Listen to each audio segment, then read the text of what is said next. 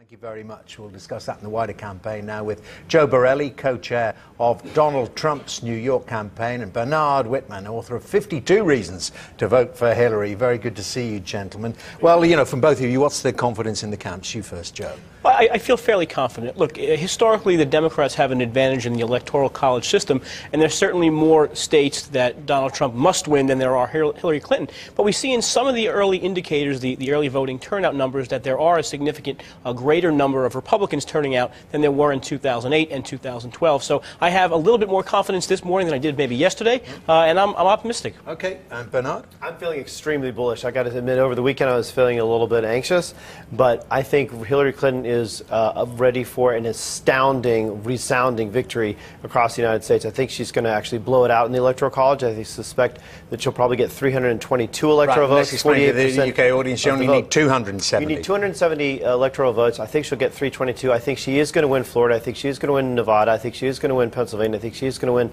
Wisconsin.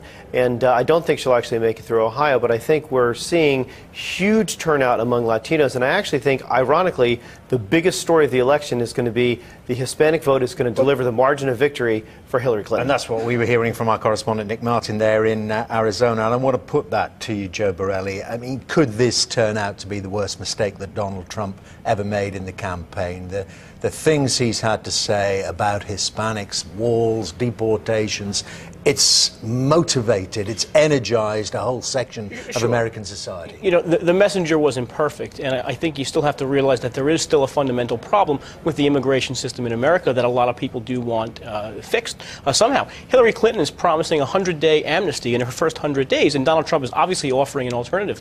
That ruffled feathers. Again, the way he went about it could have probably been handled better. I think we could all agree.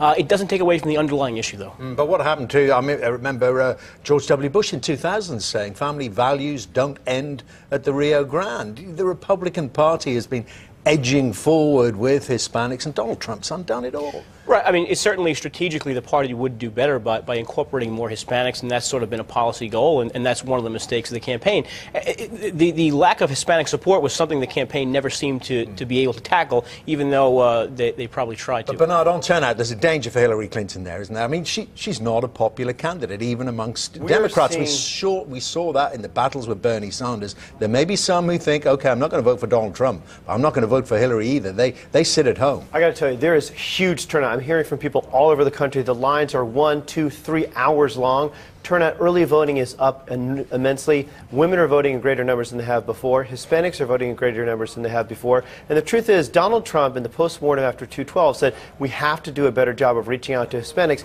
And then he went on to run the most divisive, negative campaign. And I think what we're seeing in the turnout numbers and in Hillary's victory tonight is that Americans are rejecting the politics of negativity, the politics of divisive, and embracing a forward-looking vision of one. Have you ever heard of an English politician called Paddy Ashdown? Talked about eating his hat before the Brexit vote. Well, you know, I don't know if you've got a hat, but we'll see later on. I'll give him one. I mean, you know, generally, Joe, when I mentioned the Brexit vote, as we talk about high turnouts and long queues, well, there could be people who want to turn out to vote for Donald Trump. They don't vote very often, but they're very angry. Well, correct me if I'm wrong, too. Nigel Farage said the Brexit vote would probably be, Remain would likely win just before Britain voted to leave. So we're hoping for the same turnout. Look, there are people that feel genuinely disaffected that the government is potentially going to be governed by someone they see as fundamentally corrupt. There are people who have never voted before, just like Bernard is saying with his side. There are people who have never voted before who have come to me and said, this is the first year I'm actually voting, and I'm voting for Donald Trump. We need to go into a different direction. And let me ask you about, Bernard, intrigued by the title of your book, 52 Reasons to Vote for Hillary. Well, that would be illegal. 52 votes. You only need one. And, you know, a lot of people are voting, as I said to you before, because she's just basically not Donald Trump. You couldn't want for a better candidate to take on, could you? Well, you know, actually, Joe and I were just talking before. The truth is, are both candidates historically negatively viewed by the American public? Yes. But the majority of Hillary Clinton voters, I'm proud to say, based on polling, are voting for Hillary Clinton. The majority of Donald Trump voters are voting against Hillary Clinton.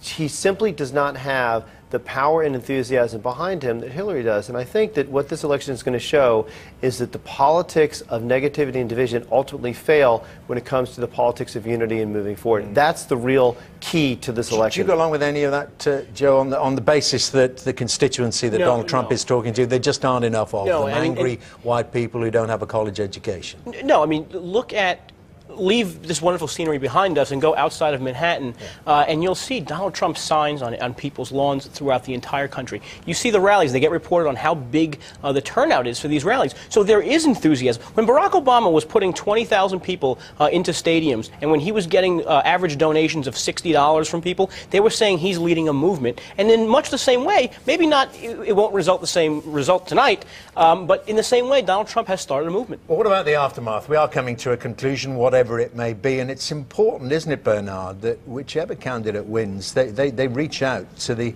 other side's voters. I think it's critical, and I think you've seen Hillary Clinton in recent days turn and talk about uniting the country, bringing people together.